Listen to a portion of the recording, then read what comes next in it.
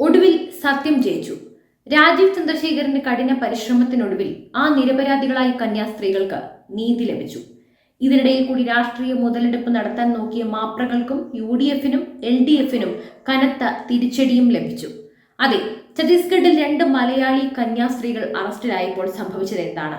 മനുഷ്യക്കടത്ത്, നിർബന്ധിത മതപരിവർത്തനം, ഈ ഗുരുതരമായ ആരോപണങ്ങൾ കേട്ട് മാധ്യമങ്ങൾ തീവ്രമായ റിപ്പോർട്ടുകളുമായി രംഗത്തെത്തി. കേരളത്തിൽ LDF-ഉം UDF-ഉം രാഷ്ട്രീയ മുതലെടുപ്പിനായി പരസ്പരം പഴിചാരിയും പ്രതിഷേധങ്ങൾ സംഘടിപ്പിച്ചും രംഗം കൊഴുപ്പിച്ചു. എന്നാൽ ഈ രാഷ്ട്രീയ കോലാഹലങ്ങൾക്കും മാധ്യമ വിചാരണകൾക്കുമിടയിൽ ഒരു മനുഷ്യന്റെ ഒറ്റയാൾ പോരാട്ടം ആ നിരപരാധികളായ കന്യാസ്ത്രീകൾക്ക് നീതി തേടിക്കൊടുത്തു. സത്യത്തിൽ രാജീവ് ചന്ദ്രശേഖർ ഈ വിഷയത്തിൽ രാഷ്ട്രീയമോ മതമോ ഒന്നും നോക്കാതെ മനുഷ്യത്വത്തിന് മുൻഗണന നൽകി. ബജ്രംഗ് ദൾ പ്രവർത്തകരുടെ പരാതിയെ തുടർന്ന് ദുർഗ് റെയിൽവേ സ്റ്റേഷനിൽ വെച്ച് അറസ്റ്റിലായ സിസ്റ്റർ വന്ദന ഫ്രാൻസിസ്, സിസ്റ്റർ പ്രീതി മേരി എന്നിവർക്കെതിരെയുള്ള ആരോപണങ്ങൾ അടിസ്ഥാനരഹിതമാണെന്ന് അദ്ദേഹത്തിന് പൂർണ്ണ ബോധ്യമുണ്ടായിരുന്നു. 5-ാമത്തെ വയസ്സിൽ തന്നെ മതപരിവർത്തനം ചെയ്ത ഒരു പെൺകുട്ടിയെയാണ് കന്യാസ്ത്രീകൾ കൊണ്ടുപോയത് എന്നതിനും ആഗ്രയിലെ സഭയുടെ ആശുപത്രിയിൽ ജോലിക്കായി കൊണ്ടുപോവുകയായിരുന്നു എന്നതിനും വ്യക്തമായ രേഖകളുണ്ടെന്ന് രാജീവ് ചന്ദ്രശേഖർ മനസ്സിലാക്കി. ഈ വിവരങ്ങളുടെ അടിസ്ഥാനത്തിൽ അദ്ദേഹം ഉടനെ തന്നെ പ്രധാനമന്ത്രി നരേന്ദ്രമോദിയെയും കേന്ദ്ര ആഭ്യന്തരമന്ത്രി അമിത്ഷായെയും നേരിൽ കണ്ട് കാര്യങ്ങൾ ധരിപ്പിച്ചു.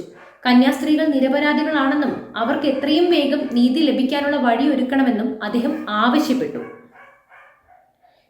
കേരളത്തിൽ ഈ വിഷയത്തെ രാഷ്ട്രീയവൽക്കരിച്ച് UDF-ഉം LDF-ഉം പരസ്പരം കുറ്റപ്പെടുത്തിക്കൊണ്ടിരിക്കുകയായിരുന്നു. കേന്ദ്ര സർക്കാരിനെതിരെയും അവർ കടുത്ത വിമർശനങ്ങളൊക്കെ ഉയർത്തിപ്പിടിച്ചു. എന്നാൽ ഈ രാഷ്ട്രീയ നേതാക്കൾ ആരും തന്നെ ഈ വിഷയത്തിൽ ക്രിയാത്മകമായി ഒന്നും ചെയ്തില്ല. മാധ്യമങ്ങളും രാഷ്ട്രീയ പാർട്ടികളും വാർത്തകളുടെയും രാഷ്ട്രീയ നേട്ടങ്ങളുടെയും പിന്നാലെ പോയപ്പോൾ രാജീവ് ചന്ദ്രശേഖർ ഒരു ജനപ്രതിനിധി എന്ന നിലയിൽ തന്റെ ഉത്തരവാദിത്തങ്ങൾ നിറവേറ്റി. അദ്ദേഹത്തിന്റെ ഇടപെടലിനെ തുടർന്ന് കേന്ദ്ര ആഭ്യന്തരമന്ത്രി അമിത്ഷാ ജാമ്യാപേക്ഷയെ സംസ്ഥാനം എതിർക്കില്ലെന്ന് ഉറപ്പും നൽകി. കോടതിയിൽ കേസ് പരിഗണിച്ചപ്പോൾ പ്രോസിക്യൂഷൻ ജാമ്യാപേക്ഷയെ സാങ്കേതികമായി മാത്രം എതിർക്കുകയും കന്യാസ്ത്രീകളെ കസ്റ്റഡിയിൽ വേണമെന്നാവശ്യപ്പെടാതിരിക്കുകയും ചെയ്തു. ഒടുവിൽ 9 ദിവസത്തെ ജയിൽവാസത്തിന് ശേഷം ബിലാസ്പൂരിലെ NIA പ്രത്യേക കോടതി കന്യാസ്ത്രീകൾക്ക് ജാമ്യം അനുവദിച്ചു. ഇതൊരു ചെറിയ വിജയമായിരുന്നില്ല. രാഷ്ട്രീയ മുതലെടുപ്പുകൾക്കും വ്യാജ ആരോപണങ്ങൾക്കുമിടയിൽ സത്യം ജയിച്ച നിമിഷമായിരുന്നു ഇത്. രാജീവ് ചന്ദ്രശേഖർ ഇവിടെ മുന്നോട്ട് വെച്ചത് മനുഷ്യത്വം എന്ന മഹത്തായ ആശയമാണ്. പാർട്ടിയുടെ അതിർവരമ്പുകൾക്കൊക്കെ അപ്പുറം നീതിക്കായി ശബ്ദമുയർത്തിയ അദ്ദേഹത്തിന്റെ ഇടപെടലുകളാണ് 2 നിരപരാധികളായ സ്ത്രീകൾക്ക് വേഗത്തിൽ ജാമ്യം ലഭിക്കാനായി കാരണമായത്. അപ്പോൾ ഈ വിഷയത്തിൽ നിങ്ങളുടെ അഭിപ്രായങ്ങൾ തീർച്ചയായും കമന്റ് ചെയ്യൂ. മറ്റൊരു വാർത്തയുമായി വീണ്ടും എത്തും വരെ നന്ദി.